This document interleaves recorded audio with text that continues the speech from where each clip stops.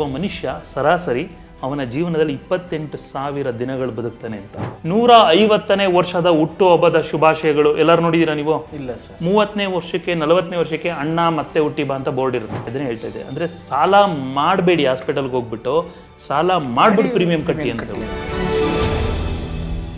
So ಇಷ್ಟೋ ತನಕ ನಾವು ಇನ್ಫ್ಲೇಷನ್ ಬಗ್ಗೆ ಮಾತಾಡಿದ್ದು ವೀಡಿಯೋಸ್ ನೋಡ್ತಾ ಇದ್ವಿ. ಸೊ ಸೈನ್ಸ್ ಆಫ್ ವೆಲ್ತ್ ಅನ್ನೋದ್ರ ಬಗ್ಗೆ ಮಾತಾಡಿದ್ವಿ.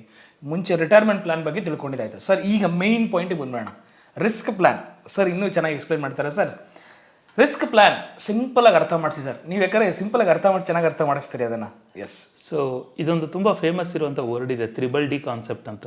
Triple D, okay. ಏನಂದರೆ ಮನುಷ್ಯನಿಗೆ 3 ಇಂಪಾರ್ಟೆಂಟ್ ರಿಸ್ಕ್ಗಳು ಲೈಫಲ್ಲಿ ಇರುತ್ತೆ. Okay.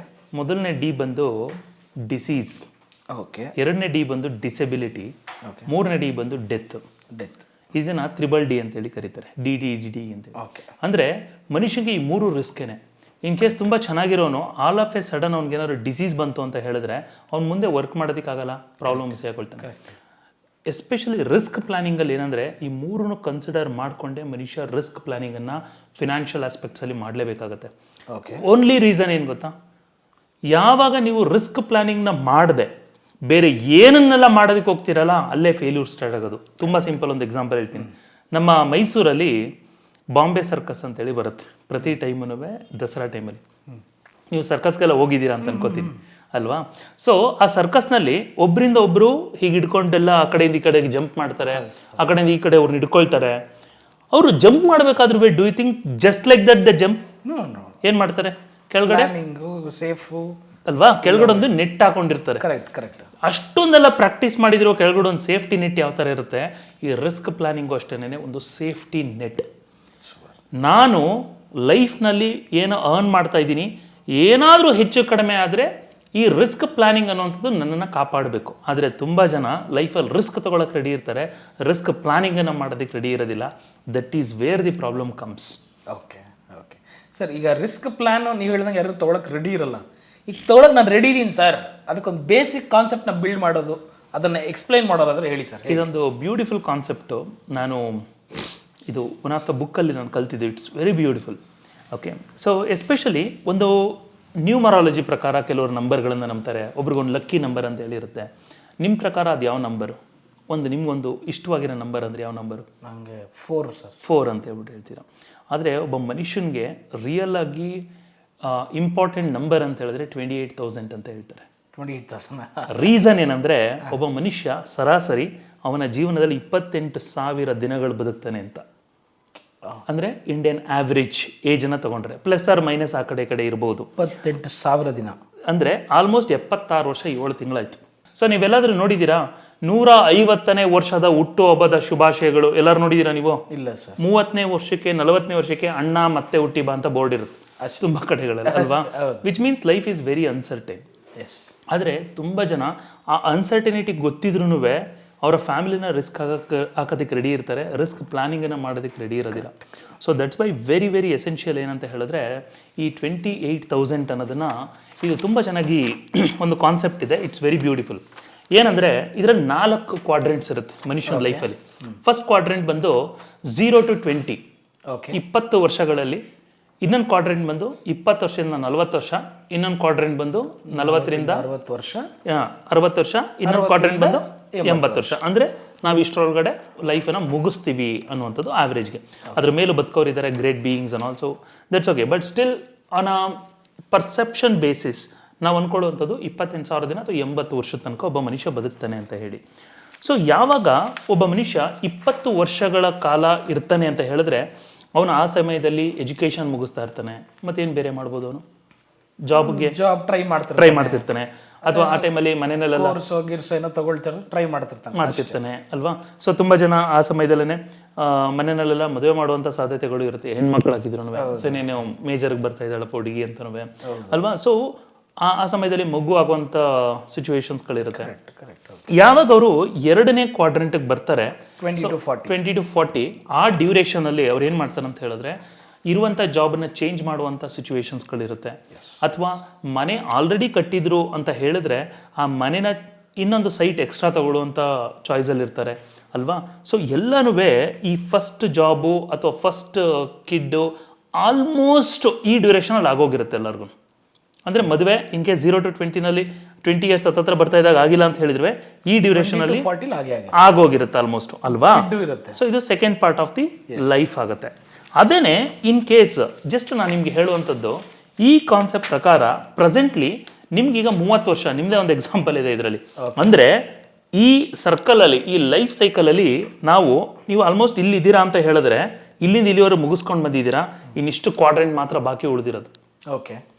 Which absolute mean is ನೀವು ನಿಮ್ಮ ಏಜ್ಗೆ ನೀವು ಲೆಕ್ಕ ಮಾಡ್ಕೊಂಡಿರ್ತೀರಿ. ಅಂದರೆ ನಾನು ಇದನ್ನು ಕರೆಕ್ಟಾಗಿ ಡಿವೈಡ್ ಮಾಡಿದರೆ 7,000 ದಿನಗಳಾಯಿತು. ನೀವು ಆಲ್ರೆಡಿ 7,000 ದಿನದ ಮೇಲೆ ಇಲ್ಲೆಷ್ಟೋ ಸಾವಿರ ದಿನಗಳನ್ನು ಆಲ್ರೆಡಿ ಬದುಕ್ಬಿಟ್ಟಿದ್ದೀರಿ ಅಲ್ವಾ. ಸೊ ಓವರ್ ಆಲ್ ಯಾವುದೇ ಒಬ್ಬ ಮನುಷ್ಯ ಅವನು ಈ ರಿಸ್ಕ್ಗಳನ್ನು ಇಟ್ಕೊಂಡಿರ್ಬೇಕಾದ್ರೆ ಅವ್ನ ಲೈಫಲ್ಲಿ ಯಾವಾಗಲೂ ಒಂದು ಕ್ವಶನ್ ಓಡ್ತಾ ಇರುತ್ತೆ ಮೈಂಡ್ ಒಳಗಡೆ.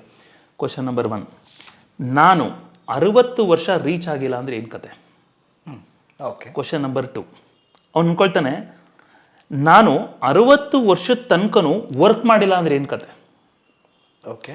ನಂಬರ್ 3, ವೆರಿ ಇಂಪಾರ್ಟೆಂಟ್ ಆಗಿ ಇಟ್ಕೊಳ್ಳೋದು, ನನ್ನ ರಿಟೈರ್ಮೆಂಟ್ಗೆ ಎಷ್ಟು ಅಮೌಂಟ್ ಬೇಕು? ಕರೆಕ್ಟ್. ನಂಬರ್ 4, ಅವ್ನು ಅನ್ಕೊಳ್ಳೋವಂಥದ್ದು, ಸೊ ನಾನು ನನ್ನ ಮಕ್ಕಳಿಗೆ ಒಳ್ಳೆ ಎಜುಕೇಷನನ್ನು, ಫೌಂಡೇಶನನ್ನು ಪ್ರಾಪರಾಗಿ ಕೊಡ್ಬೋದಾ ಇಲ್ವಾ? ಇವೆಲ್ಲವೂ ರಿಸ್ಕ್ ಪ್ಲಾನಿಂಗ್ ಅಂಡರೇ ಬರುತ್ತೆ. ಯಾವಾಗ ನಾವು ಇದನ್ನು ಅಸೆಸ್ ಮಾಡದೆ ಎಕ್ಸೆಸಿವ್ ಆಗಿ ಓವರ್ ಎಸ್ಟಿಮೇಷನಿಂದ ಪರ್ಸೆಪ್ಟಿವ್ ಆಗಿ ಬಿಲ್ಡ್ ಮಾಡ್ತೀವಿ, ಅಲ್ಲಿ ಫೇಲ್ಯೂರ್ಸ್ ಆಗುತ್ತೆ. ಯಾವಾಗ ಸೈಂಟಿಫಿಕ್ ಆಗಿ, ಸ್ಟ್ರಾಟಜಿಕ್ ಆಗಿ, ಪ್ರಾಪರ್ ಮೆಂಟರ್ಶಿಪ್ಪಿಂದ ರಿಸ್ಕ್ ಪ್ಲಾನಿಂಗನ್ನು ಮಾಡ್ತೀವಿ, ಅಲ್ಲಿ ಸಕ್ಸಸ್ ಆಗುತ್ತೆ. ಬೇಸಿಕಲಿ ನಾವು ರಿಸ್ಕ್ ಪ್ಲಾನಿಂಗನ್ನು ಮಾಡಬೇಕಾದ್ರೆ ನಂಬರ್ಸ್ಗಳು ತುಂಬ ತುಂಬ ತುಂಬ ಇಂಪಾರ್ಟೆಂಟ್ ಆಗಿರುತ್ತೆ. ಕರೆಕ್ಟ್. ಒಂದು ಫ್ಯಾಮಿಲಿಗೆ ಒಂದು ರಿಸ್ಕ್ ಪ್ಲಾನಿಂಗ್ ಅನ್ನೋದು ಎಷ್ಟು ಮುಖ್ಯವಾಗುತ್ತೆ ಸರ್? So it's a beautiful question. See ಏನಂದರೆ I read in one of the book, it's so beautifully they have written. ಏನಂದರೆ ಒಬ್ಬ ಮನುಷ್ಯ ಬದುಕಿರಬೇಕಾದ್ರೆ ಅವನ ಲೈಫಲ್ಲಿ ಅವರ ಫ್ಯಾಮಿಲಿಗೆ ಒಂದು ಲಕ್ಸುರಿಯನ್ನು ಕೊಟ್ಟಿರ್ತಾರೆ. Do you agree? ಬಿಕಾಸ್ ನೀವು ಇರಬೇಕಾದ್ರೆ ಒಂದು ಲಕ್ಸುರಿಯನ್ನು ಕೊಟ್ಟಿರ್ತೀರಿ. ಫ್ಯಾಮಿಲಿ ತುಂಬ ಚೆನ್ನಾಗಿರಲಿ ಅಂತ ಹೇಳ್ಬಿಟ್ಟು ಅವ್ರನ್ನೆಲ್ಲ ಕಡೆ ಕಾರಲ್ಲಿ ಓಡಾಡಿಸ್ತೀರಿ, ಓಲಾ ಊಬರಲ್ಲಿ ಓಡಾಡಿಸ್ತೀರಿ, ಎಲ್ಲರೂ ನಡ್ಕೊಂಡು ಹೋಗೋದಕ್ಕೆ ಬಿಟ್ಟಿರೋದ್ರೆ ಒಂದು ಲಕ್ಸುರಿ ಕೊಟ್ಟಿರ್ತೀವಿ. ಅದಾದ್ಮೇಲಿಂದ ಅಟ್ಲೀಸ್ಟ್ ಲಕ್ಸುರಿ ಕೊಡೋಕ್ಕಾಗಿಲ್ಲ ಅಂದ್ರೆ ಒಂದು ಕಂಫರ್ಟ್ ಆದರೂ ಕೊಟ್ಟಿರ್ತೀರಿ. ಅಂದರೆ ಮಂತ್ಲಿ ಎಕ್ಸ್ಪೆನ್ಸಸ್ಸು, ಕಿಡ್ಗೆಲ್ಲ ಒಳ್ಳೆ ಎಜುಕೇಷನ್ಗೆ ಸೇರಿಸಿರುವಂಥದ್ದು, ಅಂದರೆ ಬೇಸಿಕ್ ಕಂಫರ್ಟ್ ಇರುತ್ತೆ. ನಾವು let us assume if the same person does not come back to home, ಅದು ಬ್ರೆಡ್ ವಿನ್ನರ್, ಅವ್ನು ಮನೆಗೆ ಬಂದಿಲ್ಲ ಅಂದರೆ ಏನು ಅವ್ರ ಫ್ಯಾಮಿಲಿ ಕತೆ? ಅವರೆಲ್ಲರೂ either they become hand to mouth, ಅಂದರೆ ಅಲ್ಲಿ ದುಡಿಬೇಕು, ಅಲ್ಲಿ ತಿನ್ನುವಂಥ ಸಿಚುವೇಶನ್ ಬಂದುಬಿಡ್ತಾರೆ. ಇಲ್ಲ ಅಂತ ಹೇಳಿದ್ರೆ literally they go on a charity. ಅಂದ್ರೆ ಅರ್ಥ ಏನಂತ ಹೇಳಿದ್ರೆ ಯಾರ್ದೋ ಆಶ್ರಯದಲ್ಲಿ ಇರಬೇಕಾದಂಥ ಪರಿಸ್ಥಿತಿ ಬಂದ್ಬಿಡುತ್ತೆ. ಯಾಕಂದರೆ ನಾವು ತುಂಬ ಜನಗಳನ್ನು ನೋಡಿದ್ದೀವಿ, ತುಂಬ ಒಳ್ಳೊಳ್ಳೆ ಸ್ಕೂಲ್ಗಳಲ್ಲಿ ಓದ್ತಿದ್ದವರು ಆಲ್ ಆಫ್ ಎ ಸಡನ್ ಅವ್ರ ತಂದೆ ತೀರೋದ ತಕ್ಷಣ ಏನೂ ಬ್ಯಾಕಪ್ ಇಲ್ಲ ಅಂತ ಹೇಳಿದ್ರೆ, ಸೊ ಅವ್ರು ನಾರ್ಮಲ್ ಗೌರ್ಮೆಂಟ್ ಶಾಲೆನಲ್ಲಿ, ಅಂದರೆ ಗೌರ್ಮೆಂಟ್ ಶಾಲೆಗೆ ಹೋಗೋದು ತಪ್ಪು ಅಂತ ಹೇಳ್ತಾ ಇಲ್ಲ. ಸೊ ನಾವೆಲ್ಲ ಓದಿದ್ದು ಕನ್ನಡ ಶಾಲೆನಲ್ಲಿ, ಗೌರ್ಮೆಂಟ್ ಶಾಲೆಯಲ್ಲಿ ಅವರು ಹೋಗ್ತಾರೆ ಅವಾಗಲ್ವಾ. ಅಂದರೆ ತುಂಬ ಲಕ್ಸುರಿಯಸ್ ಆಗಿದ್ದು all of a sudden over drop ಆದರೆ ಆಬ್ವಿಯಸ್ಲಿ ಹ್ಯಾಂಡ್ ಟು ಮೌತ್ ಅಂತ ಏನು ಹೇಳ್ತೀವಿ, ಅಲ್ಲಿ ದುಡಿ ಅಲ್ಲಿ ತಿನ್ನು, ಅಥವಾ ಅವರು ಚಾರಿಟಿ ವೈಸ್ ಕೊಟ್ಟೋಗ್ಬಿಟ್ಟಿರ್ತಾರೆ. So in order to avoid this, because ನಾವು ಬದುಕಿರ್ಬೇಕಾದ್ರೆ ಫ್ಯಾಮಿಲಿಗೆ ಒಂದು ಕಂಫರ್ಟ್ ಕೊಟ್ಟಿರ್ತೀವಲ್ವಾ, ಸೊ ಆ ಕಂಫರ್ಟು, ಆ ಲಕ್ಸುರಿ ನಾನು ಇಲ್ಲದೆ ಹೋದ್ರೂ ವರ್ಕ್ ಆಗಬೇಕು ಅಂತ ಹೇಳಿದ್ರೆ ರಿಸ್ಕ್ ಪ್ಲಾನಿಂಗನ್ನು ತುಂಬ ಕ್ಲೀನಾಗಿ ಮಾಡೋದು ಭಾಳ ಇಂಪಾರ್ಟೆಂಟು ಸರ್. ಸರ್, ಇನ್ನು ಲೈಫ್ ಇನ್ಶೂರೆನ್ಸ್ ಬೈ ಮಾಡಬೇಕಾದ್ರೆ ಯಾವ್ಯಾವ ಮಿಸ್ಟೇಕನ್ನು ನಾನು ಮಾಡಬಾರ್ದು ಅಂತ ಕೇಳೋರಿಗೆ ಒಂದು ಎಕ್ಸಾಂಪಲ್ ಹೇಳ್ತಾ ಹೋದ್ರೆ ನೀವು? ಸೊ ಫಸ್ಟು ಇದನ್ನೆಲ್ಲ ಹೇಳೋದಕ್ಕಿಂತ ಮುಂಚೆ ನಾನು ಸಾರಿನೂ ಕೇಳೋಕ್ಕೆ ಇಷ್ಟಪಡ್ತೀನಿ. ಅಟ್ ದ ಸೇಮ್ ಟೈಮ್ ನನ್ನ ಒಪಿನಿಯನ್ ಅಂತ ಹೇಳೋಕ್ಕೂ ಇಷ್ಟಪಡ್ತೀನಿ. And to all the people who are all agents and so ಯಾರೆಲ್ಲ ಏಜೆಂಟ್ಸ್ಗಳಿದ್ದಾರೆ ಅವರಿಗೆಲ್ಲ ಹರ್ಟ್ ಆಗ್ಬೋದು, ಬಟ್ ಸ್ಟಿಲ್ ಅಲ್ಟಿಮೇಟ್ಲಿ ಜನಗಳಿಗೆ ಅದು ಎಜುಕೇಟಿವ್ ಆಗಿರಬೇಕು. ಜನಗಳಿಗೆ ಇದು ಎಜುಕೇಟಿವ್ ಆಗಿರಬೇಕು. ಫಸ್ಟ್ ಮಿಸ್ಟೇಕ್ ನನ್ನ ಪ್ರಕಾರ ಇನ್ಶೂರೆನ್ಸ್ನ ಇನ್ವೆಸ್ಟ್ಮೆಂಟ್ ಅಂತ ಮಾಡೋದು. ಓಕೆ, ಇನ್ಶೂರೆನ್ಸ್ ಅಂತ ನೋಡಿದೆ, ಇನ್ಶೂರೆನ್ಸ್ನ ಇನ್ವೆಸ್ಟ್ಮೆಂಟ್ ಅಂತ ಯಾಕೆ ನೋಡ್ತೀರಿ? ಕರೆಕ್ಟ್. ಪ್ರಾಬ್ಲಮ್ ಏನಂತ ಹೇಳಿದ್ರೆ, I am not going to take any companies name, any product name and all. ಆದರೆ ಪ್ರಾಡಕ್ಟ್ ಕ್ಯಾಟಗರೀಸ್ ಹೇಳ್ತೀನಿ. Endowment plan, life time plan, ULIP plan, seriously I tell you, maybe funds ಮೇಲೆ depend ಅವೆಲ್ಲ ಇದ್ದೇ ಇರುತ್ತೆ. ಆದರೆ ಯಾವುದೇ traditional ಪ್ಲ್ಯಾನ್ಸ್ಗಳಲ್ಲಿ invest ಮಾಡಿದಾಗ ಬರುವಂಥ IRR ಅಂದರೆ ಇಂಟರ್ನಲ್ ರೇಟ್ ಆಫ್ ರಿಟರ್ನ್ಸ್ ಅಂತ ಹೇಳ್ತೀವಿ, ಇಟ್ಸ್ ಹಾರ್ಡ್ಲಿ ತುಂಬ ಕಡಿಮೆ ಇರುತ್ತೆ. ಅದು ಇನ್ಫ್ಲೇಷನ್ನು ಮೀಟ್ ಆಗಲ್ಲ, ಅಷ್ಟು ಕಮ್ಮಿ IRR ಬರುತ್ತೆ. ಅಂದ್ರೂ ಅದು ನಮ್ಮ ಜನಗಳು ಆಬ್ಲಿಗೇಷನಿಂದ ಮಾಡಿಸ್ತಾರೋ ಅಥವಾ ಪ್ರೆಷರಿಂದ ಮಾಡಿಸ್ತಾರೋ ನನಗೆ ಇವತ್ತಿಗೂ ಅರ್ಥ ಆಗದೇ ಇರೋ ಸಂಗತಿ, but still they keep investing insurance as an investment product. So that is a big mistake every one will do. ಹಾಗೇನು ಹೇಳೋದು, ಫಸ್ಟು ಅರ್ಥ ಮಾಡ್ಕೊಳ್ಳಿ insurance concept. Insurance is not your investment product, insurance is insurance. First ಅದನ್ನು ಅರ್ಥ ಮಾಡ್ಕೊಂಡ್ರೆ ನಿಮ್ಗೆ ಅದರ ಬರೋ IRR ಕ್ಯಾಲ್ಕುಲೇಟ್ ಮಾಡೋದು ಗೊತ್ತಿದ್ರೆ ನಿಮ್ಗೆ ಹೆಲ್ಪ್ ಆಗುತ್ತೆ. ಈಗ ನಿಮಗೆ ಒಂದು ಎಕ್ಸಾಂಪಲ್ ಕೇಳ್ತೀನಿ. ನಿಮ್ಮ ಪ್ರಕಾರ ಹೇಳಿ, ಇನ್ಶೂರೆನ್ಸ್ ಎಷ್ಟು ಬೇಕು ಅಂತ ನಿಮ್ಗೆ ಅನ್ಸುತ್ತೆ? ಸುಮ್ಮನೆ ಒಂದು ಅಂದಾಜು 10 ಲಕ್ಷ ಅಂತ ಅನ್ಕೊಳ್ತೀವಿ ಅಲ್ವಾ? ಜನಗಳೆಲ್ಲ ಹಂಗೆ ಯೋಚನೆ ಮಾಡ್ತಾರೆ. ಬಟ್ ಫ್ಯಾಕ್ಟ್ ಏನಂತ ಹೇಳಿದ್ರೆ, ದರ್ ಇಸ್ ಅ ಒಂದು ಮ್ಯಾಥ್ಸ್ ಇದೆ. ಅದನ್ನು ಅಂದರೆ ವೇರಿಯಸ್ ಕ್ಯಾಲ್ಕುಲೇಷನ್ಸ್ ಇದೆ. ಅದರಲ್ಲಿ ಒಂದು ಮೆಥಡ್ ನಾನು ನಿಮ್ಗೆ ಹೇಳ್ತೀನಿ, ಒಂದು ತಂಬ್ ರೂಲು ನಾನು ನಿಮ್ಗೆ ಹೇಳ್ತೀನಿ. ನೀವು ಏನು ಕರೆಂಟ್ ಇನ್ಕಮ್ ಇದೆ, for example let's say per annum you are earning 10 lakh rupees ಅಂತ ಇಟ್ಕೊಳ್ಳೋಣ, ಒಂದು ಎಕ್ಸಾಂಪಲ್ ಸೇಕ. ಓಕೆ, ನೀವು ಇವಾಗ 30 ವರ್ಷ, 60 ವರ್ಷದ ತನಕ ನೀವು ದುಡಿದ್ರೆ 10 ಲಕ್ಷ ರೂಪಾಯಿ, ನಾಳೆ ಜಾಸ್ತಿನೂ ಆಗ್ಬೋದು, that is secondary. But 10 lakh ರೂಪಾಯಿ ಥರ ನೀವು 60 ವರ್ಷಗಳ ಕಾಲ ದುಡಿದ್ರೆ ಒಟ್ಟು ಎಷ್ಟು ಅಮೌಂಟನ್ನು ದುಡಿತೀರಿ? 3 crores. That is your value. That's called human life value ಅಂತ ಹೇಳ್ಬಿಟ್ಟು ಕರಿತೀವಿ. ನೀವು ಅಷ್ಟು ಕವರೇಜ್ ಇರಬೇಕು. ವರ್ಸ್ಟ್ ಸಿಚುವೇಶನಲ್ಲೂ ನೀವು ಎಷ್ಟು ಅಮೌಂಟನ್ನು ದುಡಿತಾ ಇದ್ದೀರಿ ಅದ್ರದ್ದು 20 times ಆದರೂ ಇರಬೇಕು ಅಂತ ಹೇಳ್ತೀವಿ. ಆದ್ರೂ ಯಾಕೆ ನಾನು 60 ವರ್ಷಕ್ಕೆ ನೀವು ಟೋಟಲ್ ಎಷ್ಟು ದುಡಿತೀರ ಅಷ್ಟು ಇರಬೇಕು ಅಂತ ಹೇಳ್ತೀನಿ ಅಂದರೆ, ಒಂದು ಸಿಂಪಲ್ ಲಾಜಿಕ್ ಹೇಳ್ತೀನಿ. ನಾಳೆ ಆ ವ್ಯಕ್ತಿಗೆ ಏನಾದರೂ ಹೆಚ್ಚು ಕಡಿಮೆ ಆಗಿ ಅವ್ರ ಮನೆಗೆ 3 ಕೋಟಿ ದುಡ್ಡು ಬಂತು ಅಂತ ಇಟ್ಕೊಳ್ಳಿ. ಅವ್ರ ಮನೆಯವರು ಏನೂ ಗೊತ್ತಿಲ್ಲ, ಅವ್ರಿಗೆ ಗೊತ್ತಿರೋದೇ FD ಒಂದೇ. ತೊಗೊಂಡೋಗ್ಬಿಟ್ಟು ಬ್ಯಾಂಕಲ್ಲಿ ಇಟ್ಟರು, TDS ಎಲ್ಲ ಕಟ್ಟಾಗಿ 6% ಪ್ರತಿ ತಿಂಗಳೂ ಪ್ರತಿ ವರ್ಷವೂ ದುಡ್ಡು ಬರುತ್ತೆ ಅಂತ ಹೇಳ್ಬಿಟ್ಟು ಇಟ್ಕೊಳ್ಳಿ. 3 ಕೋಟಿನಲ್ಲಿ 6% ಅಂತ ಹೇಳಿದ್ರೆ ಎಷ್ಟಾಯಿತು? 18 lakh. 18 lakh.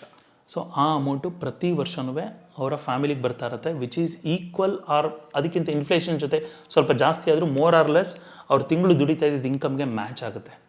That is the purpose of taking an insurance. But ತುಂಬ ಜನ ಪ್ರಾಬ್ಲಮ್ ಏನಂತ ಹೇಳಿದ್ರೆ, ಅವರು ಇನ್ಶೂರೆನ್ಸನ್ನು ತೊಗೊಳೋದಕ್ಕೆ ಎಷ್ಟು ತೊಗೊಳ್ಬೇಕು ಅನ್ನೋಂಥದ್ದು ಐಡಿಯಾ ಇರೋದಿಲ್ಲ.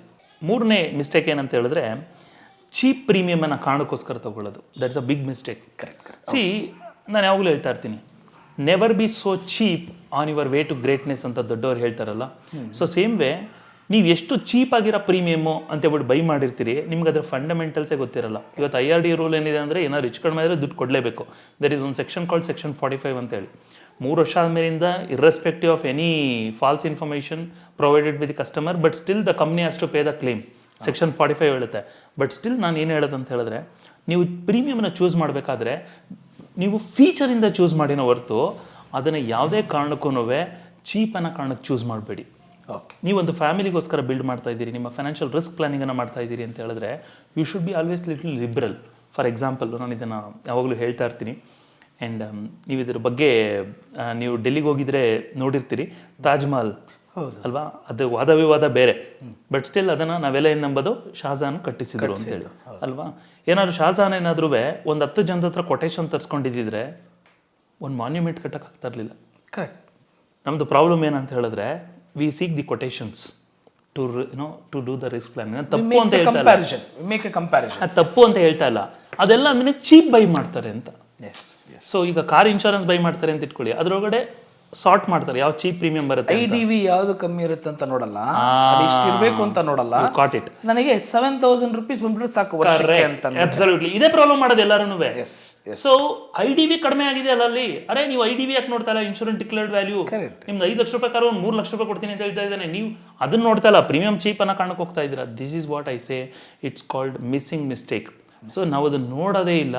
ಹಾಗಾಗಿ ನಾನು ಯಾವಾಗಲೂ ಹೇಳೋದು, whenever you are buying a plan, please rethink and consult people.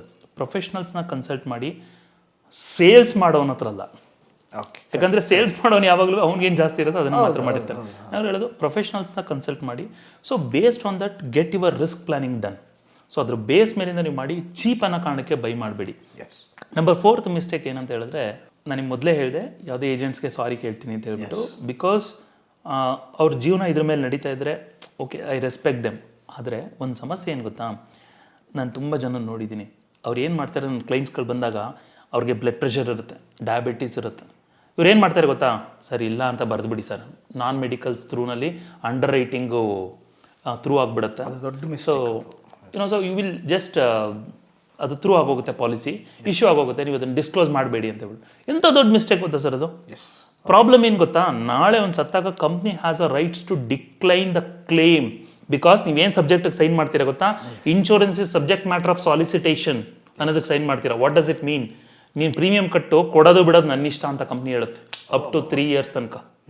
So that's why don't do that mistake. ನಿಮಗೆ ಮೆಡಿಕಲ್ಸ್ ಇದೆಯಾ, ಕಂಪನಿಯವ್ರು ನಿಮಗೆ ಮೆಡಿಕಲ್ ಟ್ರಿಗರ್ ಮಾಡಿಲ್ವಾ, ಪರವಾಗಿಲ್ಲ, ನೀವೇ ಟ್ರಿಗರ್ ಮಾಡಿಸ್ಕೊಂಡು ಮೆಡಿಕಲ್ಸ್ ಕೊಡಿ.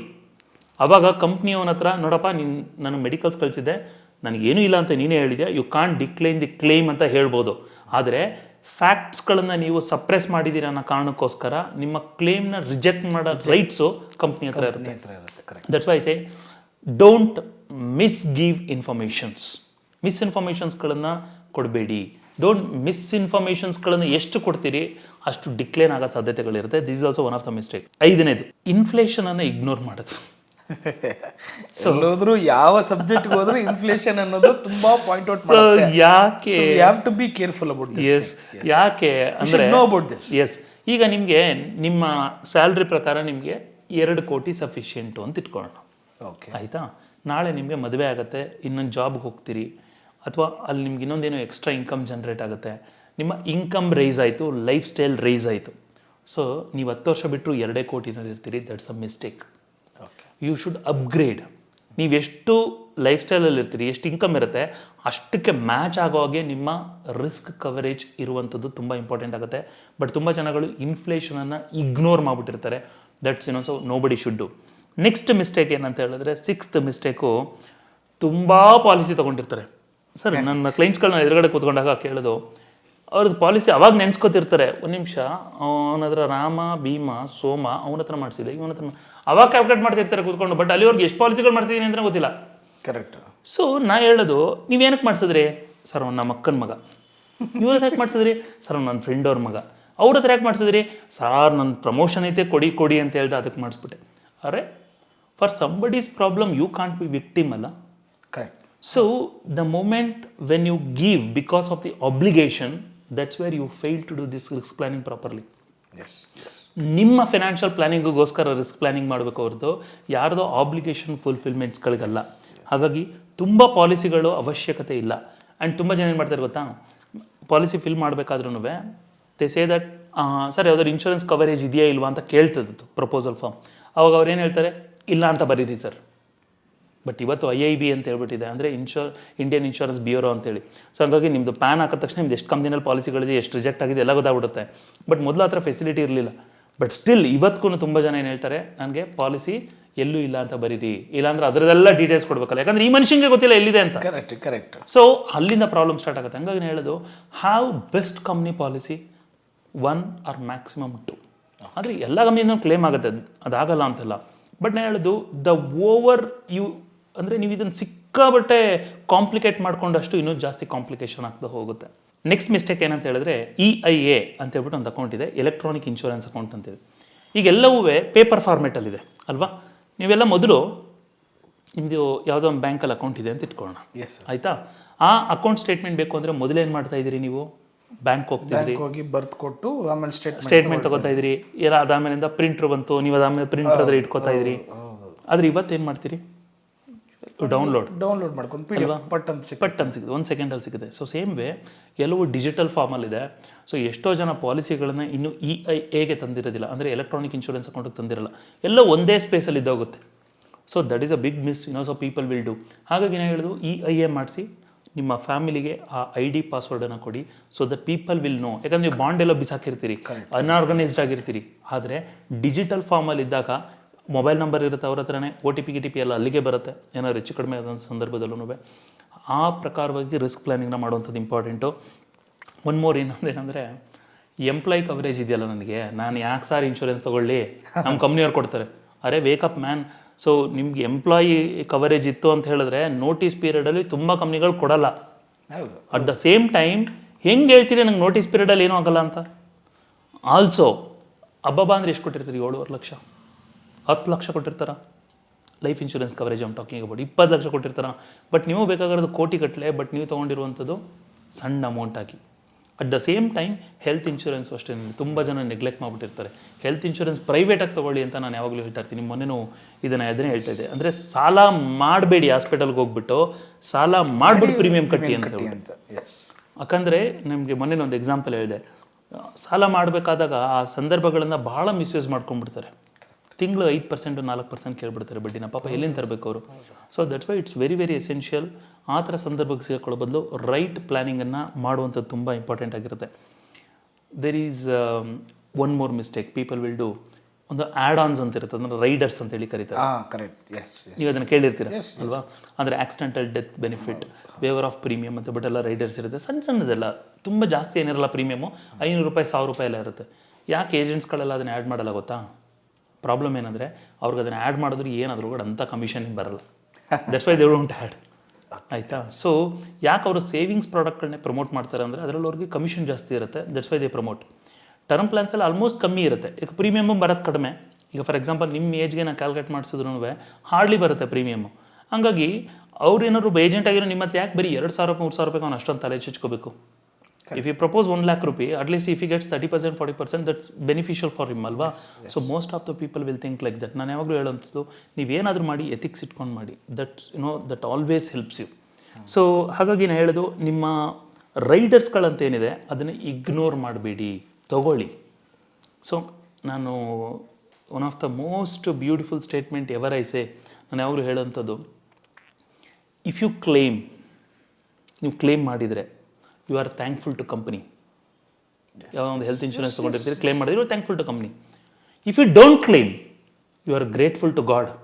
ಭಗವಂತ ನನ್ನನ್ನು ಯಾವತ್ತೂ ಹಾಸ್ಪಿಟ್ಲಿಗೆ ಕರ್ಕೊಂಡು ಹೋಗಲಿಲ್ಲ, I am so much grateful to God ಅಂತೇಳಿ.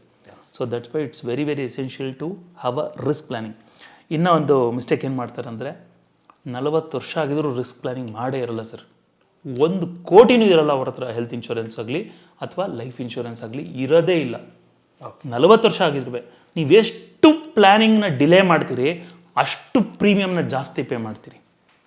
ಫಾರ್ ಎಕ್ಸಾಂಪಲ್, ಒಬ್ಬ ಪರ್ಸನ್ 40 ವರ್ಷದವನಿಗೂ ಪರ್ಸನ್ 30 ವರ್ಷದವನಿಗೂ ತುಂಬ ಡಿಫ್ರೆನ್ಸ್ ಇರುತ್ತೆ premium. The early you start, the lesser premium you pay. The late you start, the higher the premium you pay. Because ಎಲ್ಲ insurance ಕಂಪ್ನಿಗಳು ಇವಾಗಲೂ rates ಎಲ್ಲ ಜಾಸ್ತಿ ಮಾಡ್ತಾ ಇದೆ. ಆ್ಯಂಡ್ ಯಾವಾಗಲೂ ತಗೊಳ್ಳೋದಕ್ಕೂ ಮುಂಚೆನೇ ಹೇಳೋದು, ಎಕ್ಸ್ಪರ್ಟ್ಸ್ಗಳನ್ನ ಕನ್ಸಲ್ಟ್ ಮಾಡಿ, ನಾಟ್ ಥ್ರೂ ಏಜೆಂಟ್ಸ್ ಅನ್ನೋಲ್ಲ ಆ ಥರ ಹೇಳ್ತಲ್ಲ, experts. So have your financial planning proper. ಅದ್ರ ಬೇಸ್ ಮೇಲಿಂದ ನಿಮ್ಮ ರಿಸ್ಕ್ ಪ್ಲಾನಿಂಗನ್ನು ಮಾಡಿ. That always helps. ಸೊ ಇನ್ನೂ ಒಂದು ಇಂಪಾರ್ಟೆಂಟು, ನಾಮಿನಿನೇ ಮೆನ್ಷನ್ ಮಾಡಲ್ಲ sir.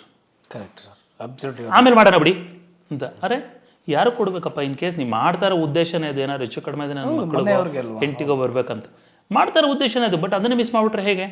So mention the nominee. ನಾಮಿನಿದು exact date of birth mention ಮಾಡಿ, ನಾಮಿನಿ ಮೊಬೈಲ್ ನಂಬರ್ನ ಕೊಡಿ. So there is one more thing I tell you. So ಯಾರು ಇದಕ್ಕೆ ಬೇಜಾರು ಸಹ ಮಾಡ್ಕೋಬಾರ್ದು. ನೀವು ನಾಮಿನೇಷನ್ ಮಾಡೋದಕ್ಕಿಂತ ಮುಂಚೆನೂ ಫಸ್ಟ್ ಅರ್ಥ ಮಾಡ್ಕೊಳ್ಳಿ ನಾಮಿನೇಷನ್ ಹೆಂಗೆ ವರ್ಕ್ ಆಗುತ್ತೆ ಅಂತ. ಅದ್ರ ಬೇಸ್ ಮೇಲಿಂದ ನಾಮಿನಿ ಮಾಡಿ ಯಾರನ್ನು ಮಾಡಬೇಕು ಅಂತ ಅಂದ್ಕೊಂಡಿದ್ದೀರಾ ಅಂತೇಳಿ. There is one more concept called MWPA. ತುಂಬ ಜನ ಆ ಮಿಸ್ಟೇಕು ಮಾಡ್ತಾರೆ. MWPAನ ಕಾನ್ಸಂಟ್ರೇಟೇ ಮಾಡಲ್ಲ. ಮ್ಯಾರಿಡ್ ವಿಮೆನ್ ಪ್ರಾಪರ್ಟಿ ಆ್ಯಕ್ಟ್ ಅಂತೇಳಿ. ಏನಂದರೆ, ನಾಳೆ ಅವ್ನು ಬಿಸ್ನೆಸ್ ಮಾಡ್ತಿರ್ತಾನೆ, ಫುಲ್ ಲಾಸ್ ಆದರೆ ಅವ್ನು ಇಡೀ ಆಸ್ತಿನೆಲ್ಲ ಮುಟ್ಗೋಲು ಹಾಕೋಬೋದು, ಫೋರ್ಫಿಟ್ ಮಾಡ್ಕೋಬೋದು. ಆದರೆ ಅವನು MWPA ಆ್ಯಕ್ಟ್ ಅಂಡರ್ ಏನಾದರೂ ಈ ಇನ್ಶೂರೆನ್ಸ್ ಪಾಲಿಸಿಗಳನ್ನ ತೊಗೊಂಡು ಬಂದಿದ್ರೆ ಅದೊಂದು ಟ್ರಸ್ಟ್ ಅಕೌಂಟಾಗಿ ಕ್ರಿಯೇಟ್ ಆಗಿರುತ್ತೆ. ಈ ಪಾಲಿಸಿನೂ ಏನೇ ಮೆಚುರಿಟಿ ಅಮೌಂಟ್ ಬರಲಿ ಅಥವಾ ಡೆತ್ ಅಮೌಂಟ್ ಬರಲಿ ಅದನ್ನು ಫೋರ್ಫಿಟ್ ಮಾಡೋದಕ್ಕಾಗಲ್ಲ. It becomes a trust again. ಹಾಗಾಗಿ ನಾನು ಯಾವಾಗಲೂ ಹೇಳೋದು, MWPA ಮಾಡಿ. ಆದರೆ ಒಂದು ಕಂಡೀಷನ್ ಇದೆ, ಒಂದ್ಸಲ MWPA ಮಾಡಿದ್ರೆ ಅಂದರೆ ಹಸ್ಬೆಂಡ್ ಆ್ಯಂಡ್ ವೈಫ್ ರಿಲೇಷನ್ಶಿಪ್ ಹೆಂಗೆ ಎಷ್ಟು ಸ್ಟ್ರಾಂಗ್ ಆಗಿರುತ್ತೆ ಅನ್ನೋದನ್ನು ನೋಡ್ಕೊಂಡು ಮಾಡಿ. ರೀಸನ್ ಏನಂದರೆ, ಒಂದ್ಸಲ ಮಾಡಿದ್ರೆ ನಾಳೆ ಅವ್ರದ್ದು ಡಿವೋರ್ಸ್ ಆದರೆ ಅವ್ರಿಗೆ ಬೆನಿಫಿಟ್ ಹೋಗುತ್ತೆ. ಓಕೆ. ಸೊ ಹಾಗಾಗಿ ಇದ್ರ ಕಾನ್ಸ್ ಗೊತ್ತಿರಬೇಕು. Yes yes. So I am not saying you should not do. Because ಇವತ್ತೇನೆಂದರೆ, ನನ್ನೊಬ್ಬರು ತುಂಬ ಆತ್ಮೀಯ ಜಡ್ಜ್ ಒಬ್ರು ಇದ್ದಾರೆ. ಅವ್ರು ಹೇಳ್ತಾರೆ, ನಂಗೆ ನಿಜವಾಗ್ಲೂ ಬೇಜಾರಾಗುತ್ತೆ ಫ್ಯಾಮಿಲಿ ಕೋರ್ಟ್ ಮುಂದೆ ಹೋದರೆ, ಏನು ಒಳ್ಳೆ ಜನಗಳು ಜಾತ್ರೆ ಥರ ತುಂಬ್ಕೊಂಡಿರ್ತಾರೆ ಅಂತ. ಸೊ ಭಾಳ ಬೇಜಾರಾಗುತ್ತದು. ಎಲ್ಲರ ಮುಂದೆ ಮದುವೆ ಆಗೋದು ಬಿಡೋದಕ್ಕಲ್ಲ ಅಲ್ವಾ? ಸೊ ಬಟ್ ಸ್ಟಿಲ್ ಅಸೆಸ್ ಹೆಂಗಿದೆ ರಿಲೇಷನ್ಶಿಪ್ ಅಂತೇಳಿ ಅದ್ರ ಬೇಸ್ ಮೇಲಿಂದ MWPA ಮಾಡಬೇಕಾ ಬೇಡವಾ ಅನ್ನೋದು ಆಪ್ಷನಲ್ಗೆ ಬಿಟ್ಟಿದ್ದು. ಅದು ಮಿಸ್ಟೇಕ್ ಅಂತ ನಾನು ಹೇಳಲ್ಲ, ಆಪ್ಷನ್ ಬೇಸಿಸ್ ಮೇಲಿಂದ ಮಾಡಿ. ಸೊ ಇನ್ನೊಂದು ಫೈನಲ್ ಪಾಯಿಂಟ್ ಏನಂತ ಹೇಳಿದ್ರೆ, ತುಂಬ ಜನಕ್ಕೆ ಟ್ಯಾಕ್ಸ್ ಬಗ್ಗೆನೇ ಅರ್ಥ ಆಗಿರಲ್ಲ. ಆ್ಯಂಡ್ ನಮ್ಮ ಇಂಡಿಯನ್ ಟ್ಯಾಕ್ಸ್ ಅಂತೂ ತುಂಬ ಕಾಂಪ್ಲಿಕೇಟೆಡ್. ಅದರೊಳಗಡೆ ಸಿಕ್ಕಾಬಡೆ ಸೆಕ್ಷನ್ಸ್ಗಳಿದೆ, ಜನಗಳಿಗೆ ಅದು ಅರ್ಥ ಆಗಲ್ಲ, ನಾರ್ಮಲ್ ಜನಗಳಿಗೂ. ಸೊ ಹಂಗಾಗಿ ಈಗ 80C ನೀವು ಇನ್ವೆಸ್ಟ್ ಮಾಡ್ಬೋದು ಅಂತ ಯಾರೊಬ್ಬ ಹೇಳ್ತಾನೆ. ಸೊ ನೀವು ಅಪ್ ಟು 1.5 lakh rupees ತನಕ ಮಾಡ್ಬೋದು. ಅವ್ರೇನು ಅನ್ಕೋತಾರೆ, ನಾನು ಕಟ್ಟ ಪ್ರೀಮಿಯಮು 1.5 ಲಕ್ಷ ಕಂಪ್ಲೀಟ್ ಬಂದ್ಬಿಡುತ್ತೆ ಅಂತ. ನೋ, ಅದರೊಳಗಡೆ ಸುಮಾರು ಇನ್ಸ್ಟ್ರೂಮೆಂಟ್ಸ್ಗಳು ಬರುತ್ತೆ. PPF, EPF, ELSS mutual fund, housing loan principal component ರೀಪೇಮೆಂಟು.